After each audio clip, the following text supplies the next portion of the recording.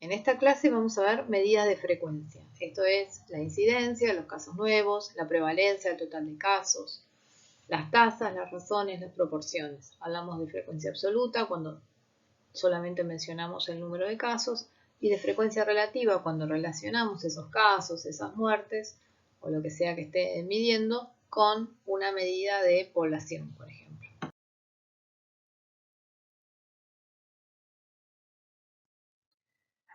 Bueno, los indicadores son relaciones entre variables. Estas relaciones entre variables se miden a través de medidas cuantitativas que van a permitir la comparación. En la medida que nosotros comparamos, se puede comparar con cifras absolutas o cifras relativas. En general, cifra absoluta es el número de casos, el número de muertes, y cifra relativa se refiere a este mismo número de casos o de muerte, pero con relación a algo, que en general es con relación a la población total. Los indicadores son la mejor forma de conocer un fenómeno y expresar cambios en la realidad. O sea, lo que se van a comparar son indicadores a partir de ahora. Una tabla de frecuencia. Esta tabla de frecuencia ustedes la pueden ver también en el libro. Tenemos por un lado el estado nutricional en bajo peso, eutrófico, que sería un estado nutricional normal, sobrepeso y obesidad, en números absolutos, en cifras absolutas. O sea, la primera columna es la frecuencia absoluta. La segunda columna dice frecuencia relativa proporcional. ¿Qué será esto? Es, por ejemplo, el caso de bajo peso sería el número total de bajo peso dividido el número total de personas que fueron estudiadas, o sea, 210 dividido en 1182, lo que nos da 0,18. Esa es la frecuencia relativa proporcional de bajo peso. Si yo quiero expresar esto en porcentaje, tengo que multiplicar este número por 100 y obtengo la tercera columna, que es la frecuencia relativa porcentual, que sería, por ejemplo, 210 dividido en 1182, lo que me da 0,18 por 100, 18%. Y así con cada uno de los estados nutricionales. La primera columna es la frecuencia absoluta. Las otras tres son frecuencias relativas. Vimos la proporcional, la porcentual y vamos a ver la última columna que dice frecuencia acumulada porcentual. Esta es bastante sencilla, se usa para fines estadísticos. La diferencia es que va sumando categorías. Por ejemplo, si en bajo peso tengo 18%, en eutróficos, recuerden que era estado nutricional normal, tengo 43% de frecuencia relativa porcentual, en la frecuencia acumulada porcentual le sumo la categoría anterior, entonces sería 43 más 18, 61. Si lo hago para la tercera categoría, sobrepeso, sería 22% más 43 más 18, lo que me suma 83%. O sea, voy sumando siempre las categorías anteriores. Y en la última categoría llego al 100%, ¿sí? Sumé el 17% de obesidad más todas las anteriores. Una tabla con, por ejemplo, el número de personas según estado nutricional. Entonces evalué a 50 personas, tengo 2 bajo peso, 30 normopeso, 15 sobrepeso, 3 obesidad, un total de 50. Todos estos son frecuencias absolutas.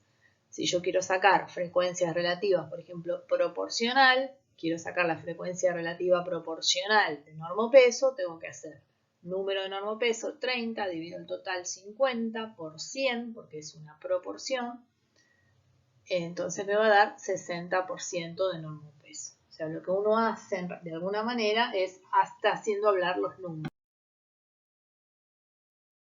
Entonces, resumiendo, para conocer la frecuencia de un fenómeno de salud, elaboro indicadores que son relaciones entre variables y se pueden expresar con cifras absolutas o cifras relativas.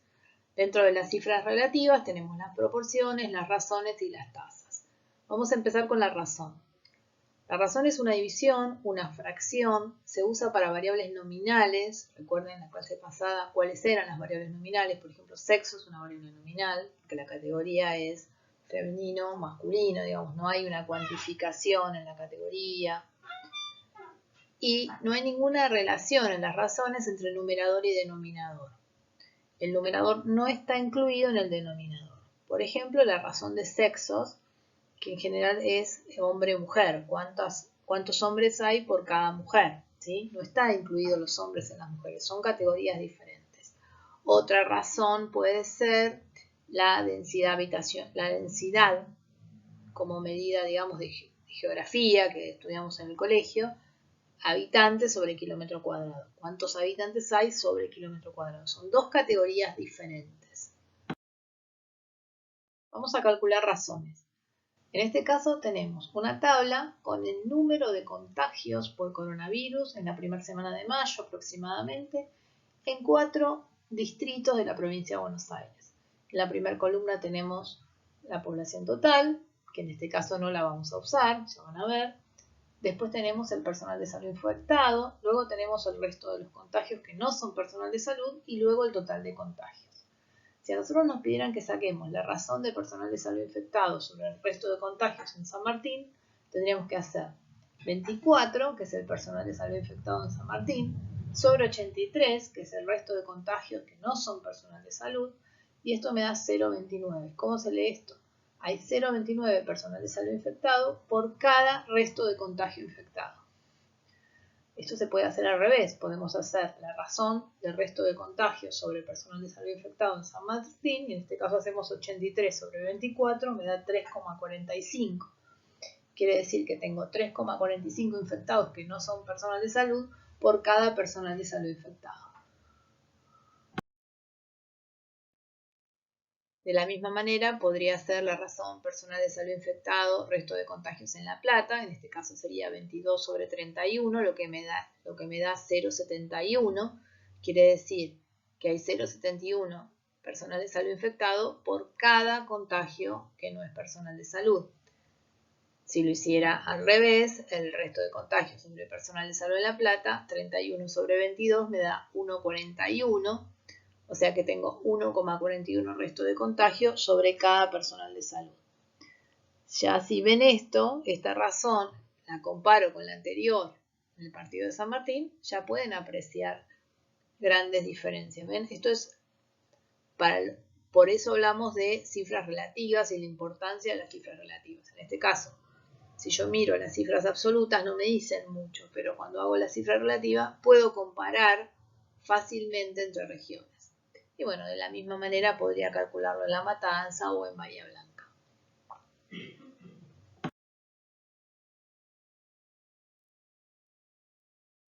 En el caso de las proporciones o porcentajes, estamos bastante más acostumbrados, son medidas que usamos frecuentemente. También los nutricionistas estamos todo el tiempo sacando proporciones o porcentajes, entonces nos resulta bastante fácil aproximarnos a esta medida. Algunas cosas importantes, esto es una división matemática, es una fracción, el numerador está incluido en el denominador, es como cuando hacemos las frecuencias relativas puras. Tenemos el valor cuando hablamos de proporción, es siempre menor a 1, o sea, hacemos por ejemplo el numerador sobre el denominador y ese valor que nos va a dar 0, tanto es la proporción, y al multiplicarlo por 100 estamos en el porcentaje. Alguna cosa importante con respecto a estas medidas es que no miden riesgo. Muchas veces se usan las proporciones o los porcentajes con la idea de riesgo y esto no es correcto.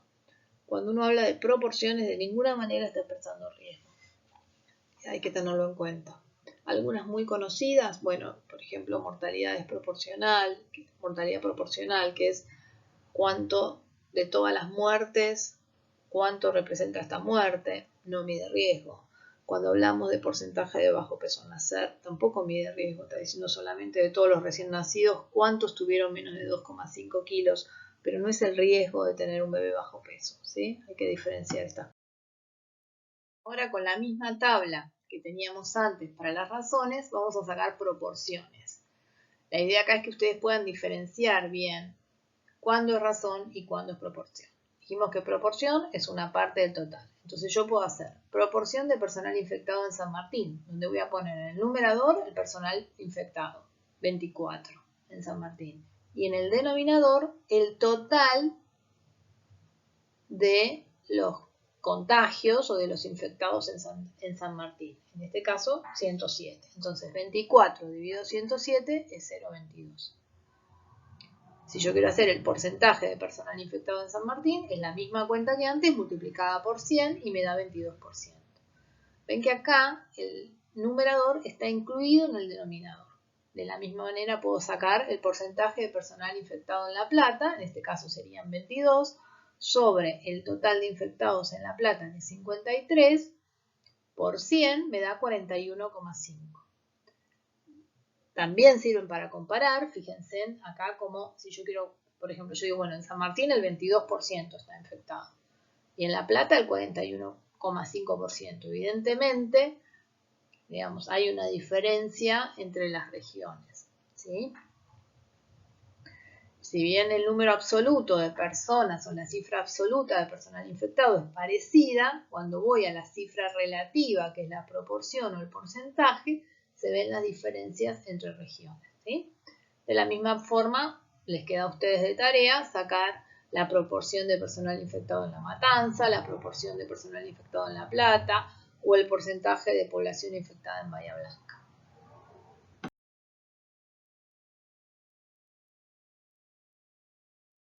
Pasemos a las tasas. Son una medida epidemiológica muy usada, son una división, miden riesgo. En el numerador vamos a poner el número de casos o el número de muertes. En el denominador se pone la población expuesta. En general, muchas veces se va a usar la población total o la población en un rango etario determinado. Y como estas tasas, cuando yo divido, por ejemplo, la muerte por alguna causa sobre la población total, me va a dar un número muy chiquito que es 0,0000, se expanden. ¿Qué quiere decir se expanden? Se multiplican por un número que es múltiplo de 10, que es de 1000 en adelante. En general, la tasa de mortalidad infantil se multiplica por 1000, la tasa de mortalidad materna por 10.000 y la mayoría de las tasas se van a multiplicar por 100.000, ¿sí? Esto es para que se puedan leer, porque si no dan números que son incomprensibles de tantos ceros que tienen atrás de la coma.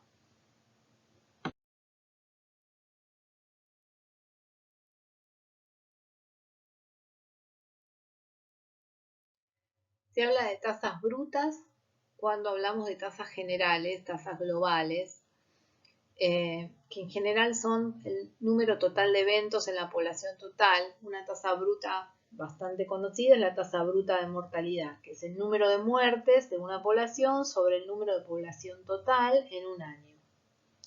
Es una tasa que dice bastante poco, porque en realidad está bastante afectada por la edad de la población. Si uno tiene poblaciones más avejentadas, va a tener una mortalidad más alta. Entonces no sirve tanto para comparar. Otra tasa bruta que se usa es la tasa bruta de natalidad, que también son los nacimientos en un año sobre la población total. Y luego tenemos las tasas específicas, donde se acota un poco la tasa, por ejemplo, por un rango etario. Entonces tenemos una tasa en los mayores de 40 o en los menores de 5 años. Puede ser por edad, también puede ser por sexo. Estas son más útiles para comparar en general.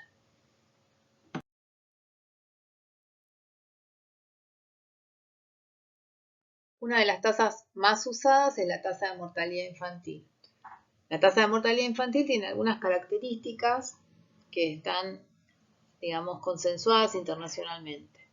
En el numerador va el número de niños muertos menores de un año y en el denominador tendría que ir la población en riesgo, esto es los niños menores de un año. Hay un dato que es bastante aproximado a los niños menores de un año, que son los nacidos vivos. Entonces se pone los muertos menores de un año sobre los nacidos vivos y siempre se multiplica por 1000. Es una tasa que se compara muchísimo entre países, entre regiones y también se usa para comparar en un mismo país la evolución de la tasa de mortalidad infantil a lo largo de los años. Luego hay algunas variantes de la tasa de mortalidad infantil. Por ejemplo, se hace la tasa de mortalidad de 1 a 4 años en los niños más grandes. En este caso se pone en el numerador los muertos de 1 a 4 años sobre los nacidos vivos por 1000. Siempre estas tasas de mortalidad infantil, cuando ustedes lean infantil, en el denominador van los nacidos vivos y siempre se expande por 1000. No lo pueden hacer de otra manera porque esto es una convención internacional. Se puede hacer también la tasa de mortalidad de 0 a 4, donde tienen los muertos de 0 a 4 sobre los nacidos vivos por 1000. Otra tasa bastante usada es la tasa de mortalidad neonatal, que toma los muertos de 0 a 28 días en el numerador, o la tasa de mortalidad infantil postneonatal, donde toma los muertos de un mes a un año, o sea, de 29 días a 365 días sobre los nacidos vivos por 1000. ¿Sí? Recuerden esto porque les va a ser muy útil si ustedes se acuerdan. Siempre mortalidad infantil va sobre nacidos vivos y por 1000. Y después, según qué tipo de tasa de mortalidad infantil sea, van cambiando el numerador.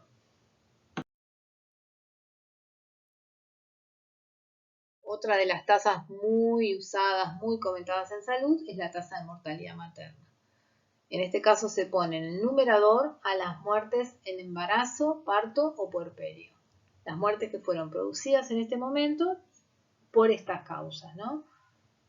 Es una embarazada que murió por alguna causa derivada o agravada por el embarazo.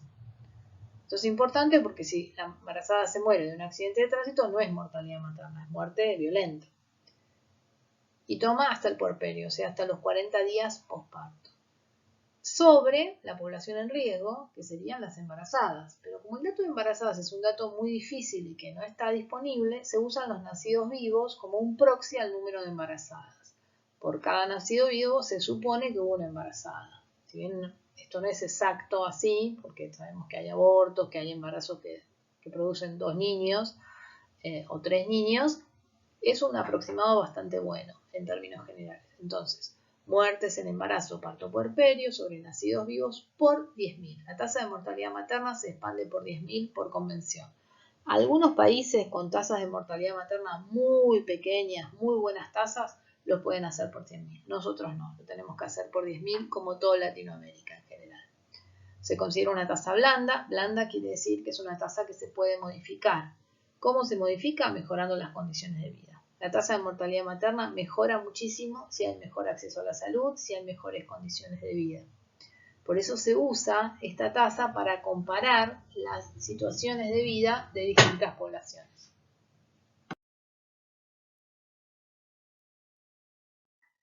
Veamos acá algunas tasas. Cuando hablamos de tasa de morbilidad, recuerden que morbilidad es enfermedad.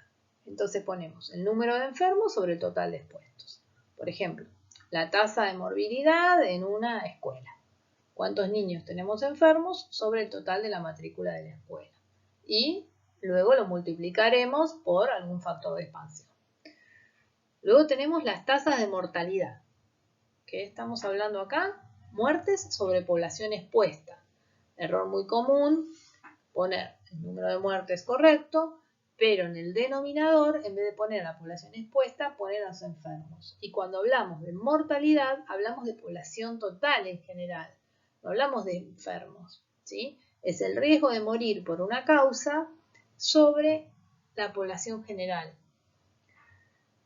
Podemos sacar, con esto nuevo del coronavirus, de hecho se saca las tasas de mortalidad que comparan cuántas muertes hay sobre población total. Luego tenemos la letalidad. Acá sí es cómo mata la enfermedad a los enfermos. Entonces esto es el número de muertos sobre el número de enfermos. La probabilidad, ¿qué me marca esto? La probabilidad de morir que tienen los enfermos, no la probabilidad de morir que tiene la población total. Luego tenemos la mortalidad proporcional, que no es una tasa, sino que es una proporción. Y lo que marca es las muertes por determinada causa, qué porcentaje cubren del total de las muertes. Por ejemplo, yo puedo hacer muertes por cáncer sobre total de muertes. Y de la misma manera podemos hacer la morbilidad proporcional, que sería la enfermedad por determinada causa sobre el total de los enfermos. La morbilidad proporcional se saca mucho en los hospitales, ¿no? ¿Cuántos pacientes hay internados por diabetes sobre el total de los internados, por ejemplo? Volvamos a la tabla que teníamos sobre el personal infectado y el resto de la población infectada por COVID en los distintos distritos. Vamos a sacar ahora tasas de morbilidad. Recuerden que morbilidad es enfermedad. Entonces, lo que voy a relacionar ahora es cuántos enfermos hay sobre cuánta población en riesgo. Supónganse que tengo que sacar la tasa de morbilidad por COVID en San Martín. En el numerador voy a poner el total de contagios en San Martín, en este caso 107. En el denominador, la población en riesgo. ¿Quién es la población en riesgo? Toda la población de San Martín. Entonces, la población total de San Martín, 107 sobre 431.854. Cuando yo hago esta cuenta, me da un número con muchos ceros atrás de la coma, 0,00247. Como esto es un número muy difícil de leer, hay que expandirlo. ¿Cómo hago para expandirlo? Tengo que ver por qué número lo multiplico para que me dé un número que empiece con un número, digamos, mayor a 1, ¿no? Para que se pueda leer. Entonces, se posicionan en la coma y van corriendo. Un 0, 2 ceros, 3 ceros, 4 ceros, hasta que llegan al 2. O sea, corrieron 4 lugares la coma para llegar al 2.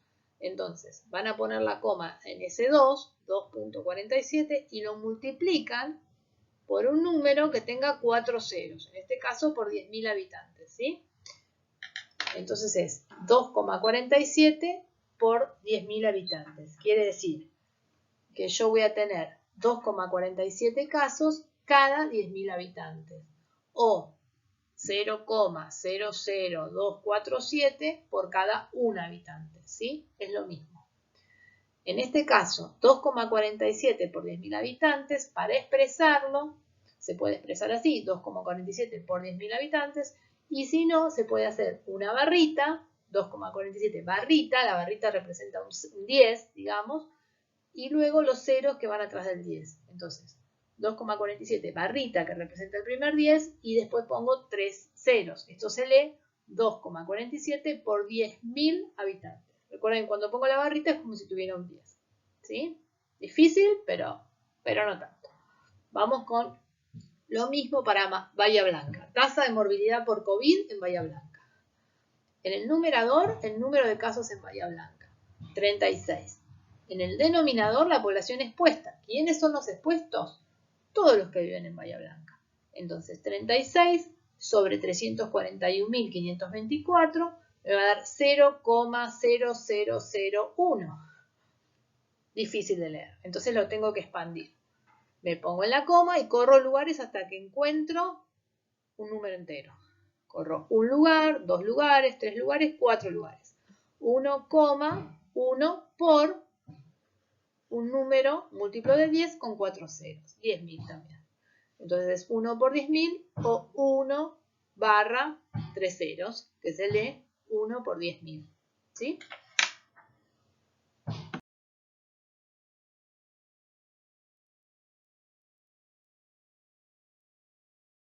Veamos ahora las tasas de letalidad. Recuerden que letalidad es muertos sobre enfermos. ¿Qué posibilidad tienen de morir los que están enfermos de esa patología? Vamos a hacer la tasa de letalidad por COVID en los distintos distritos. En el numerador vamos a poner los fallecidos y en el denominador los enfermos. O sea, vamos a usar las últimas 2 columnas. ¿Sí?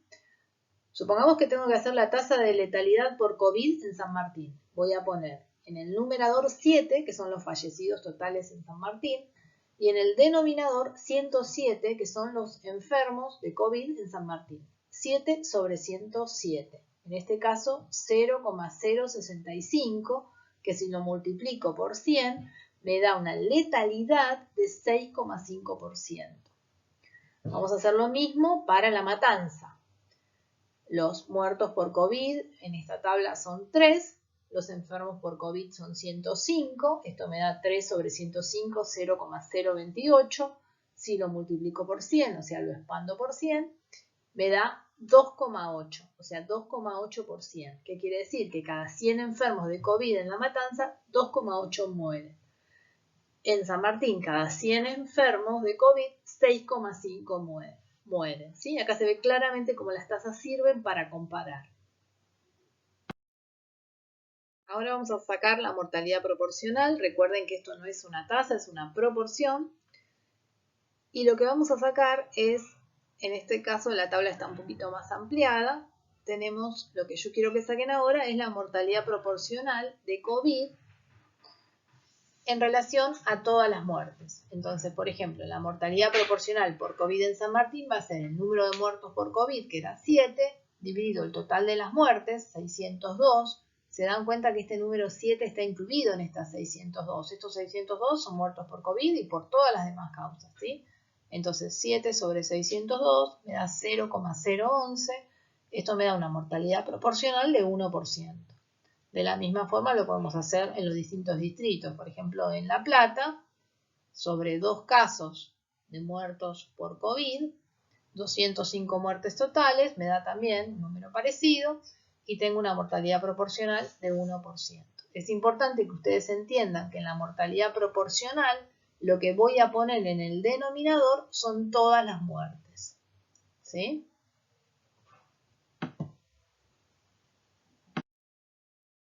Ahora vamos a calcular la morbilidad proporcional. Esto, recuerden, se saca en general en hospitales, en clínicas. Por ejemplo, uno quiere saber qué peso tiene una enfermedad sobre las otras en los motivos de internación. Entonces, por ejemplo, acá tenemos una tabla de pacientes internados en un hospital de San Martín por distintas patologías o distintas causas.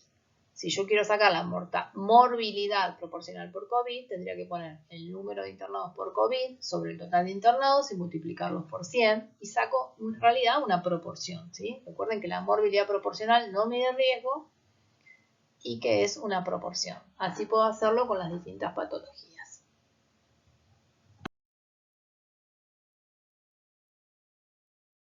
Los grandes temas que nos están quedando de esta clase son incidencia y prevalencia. Hay que definirlos y tenerlos muy claro la diferencia entre uno y otro. Incidencia son casos nuevos. Por ejemplo, si uno habla en este momento de la epidemia o pandemia de COVID, hablamos todo de incidencia, ¿no? Cada día nos dicen cuántos casos nuevos tenemos. Eso es la incidencia, el caso nuevo. ¿Cuántos casos nuevos tenemos? Que se puede medir por día, se puede medir por semana, se puede medir por mes. Al contrario de la prevalencia, que es el total de casos. Cuando uno tiene una enfermedad, sobre todo una enfermedad, digamos, más crónica, supongamos diabetes, uno habla de una prevalencia, ¿no? ¿Cuántos casos de diabetes hay? ¿Cuál es la prevalencia de obesidad? En general, con las enfermedades crónicas uno habla más de prevalencia y con las enfermedades infecciosas habla más de incidencia, que son los casos nuevos.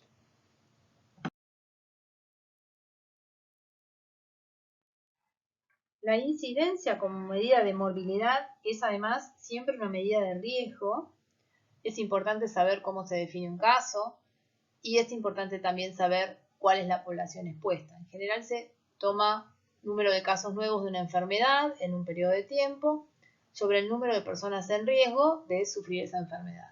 En el caso del COVID, que es lo que nos está atravesando en este momento, nosotros tenemos el número de casos nuevos sobre el número en riesgo, que es en general la población total.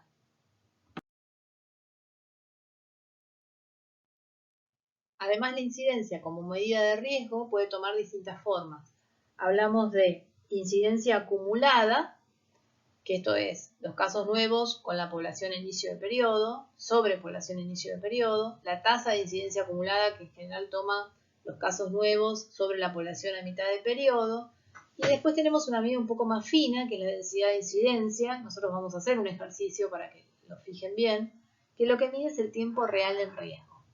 Cuando uno piensa esto, tiene que pensarlo como enfermedades de larga data, digamos. Uno no puede pensar una enfermedad infectocontagiosa en esta complejidad, sino, por ejemplo, si yo hablo de densidad de incidencia para una enfermedad como cáncer, como obesidad, como diabetes, donde el tiempo de exposición es muy largo, uno lo que hace es calcular el tiempo real que las personas estuvieron en riesgo. Entonces, si la persona se mudó, se fue, se murió, o cambió su estado, digamos, o pasó a ser patológico, lo saco de población en riesgo. Mido exactamente cuánto tiempo estuvo cada persona en riesgo. Ya vamos a hacer un ejercicio en el libro, que lo tienen, si quieren les voy diciendo, lo tienen en la página 109 del libro, para entender esto.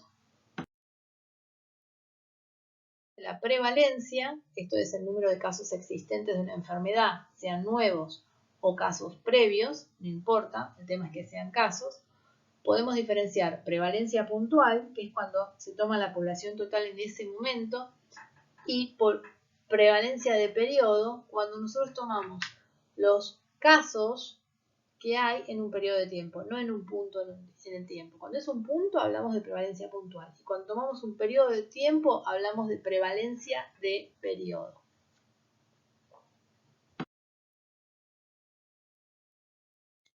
Vamos a ver ahora los ejercicios de la página 109. Yo les sugiero que los hagan primero, tranquilos, que se tomen todo el tiempo del mundo y luego escuchen este audio.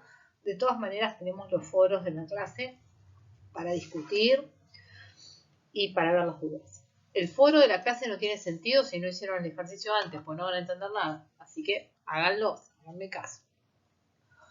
Veamos lo primero. Prevalencia puntual de obesidad en el año 2007. Yo me tengo que fijar. ¿Cuántos casos de obesidad tengo en el año 2007? Me fijo en la columna 2007, ¿cuánta obesidad hay? 2 casos. Sobre la población que tengo en riesgo. En este caso, de los 20 iniciales, tengo que descontar los que tienen la crucecita, que son que se fueron. Entonces, 2 sobre 16, ¿sí? El 12,5%. Luego me pide una prevalencia de periodo entre el año 2003 y 2005 de sobrepeso. Como es una prevalencia de periodo, se toma en el denominador la población de inicio, en este caso 20. Y en el numerador los casos que fueron apareciendo, que son 4 casos, 4 sobre 20. 0,20, 20%. Luego me pide una incidencia de obesidad, casos nuevos, ya no me pide total de casos, sino casos nuevos, en el año 2008. Y acá tengo 2 desafíos. En el numerador me tengo que fijar cuántos casos tengo, pero una vez que ubiqué los casos, tengo que ver cuántos casos son nuevos. Si el caso venía de antes no me sirve, lo tengo que sacar. Como verán, hay un solo caso nuevo. Dividido la población en riesgo. En la población en riesgo, para el año 2008, tengo que descontar 2 cosas. Por un lado, los que no están, los que tienen cruz. Pero también tengo que descontar los que ya tenían la patología. O sea, en la incidencia se descuenta la prevalencia. Ustedes tienen ahí 2 casos de obesidad que venían de antes que los tienen que sacar. Entonces, en el denominador hay solo 12, que son los que me quedan con diagnóstico de normopeso, sobrepeso, o obesidad reciente, digamos, que es este caso, pero la obesidad que venía de antes la descuento, los que tienen cruz los descuento. Entonces me queda 1 sobre 12, me da 0,08, 8% de incidencia de obesidad. Y el más difícil de todos los ejercicios de este capítulo es la densidad de incidencia. Nos pide que saquemos la densidad de incidencia de obesidad. En el numerador voy a poner los casos nuevos. ¿Cuántos casos de obesidad fueron apareciendo? ¿Sí? Entonces yo voy a mirar. Cuando arranqué no tenía casos. O sea que todo lo que apareció obeso es nuevo. El caso del sujeto 1, el sujeto 5, el sujeto 8, el sujeto 14, y el sujeto 18 y el sujeto 17. ¿Sí? Tengo 6 casos nuevos. Eso es fácil, o relativamente fácil. El denominador se complica. Tengo que calcular cuánto tiempo real cada sujeto aportó al estudio, uno por uno. Por ejemplo, el sujeto 1, que estuvo los 10 años en el estudio, tengo que calcular cuánto tiempo estuvo en riesgo de estar obeso. Una vez que el sujeto está obeso, ya no tiene más riesgo de ser obeso, porque ya es obeso. Entonces sale de sujeto que aporta riesgo. En el caso 1, aportó en el año 2003, 2004, 2005, 2006, 2007. Ya en el 2008 no. Entonces el sujeto 1 aportó 5 años. 5 personas años se pone. El sujeto 2 aportó 4 años, porque en el año 2007 ya se fue. Entonces 4 personas años, hasta que se va. El sujeto 3, si ustedes se fijan, aportó 7 años, 7 personas años. El sujeto 4 aportó 10 personas años. El sujeto 5 aportó durante 4 años, porque ya en el 2007 se hace obeso, así que 4 años.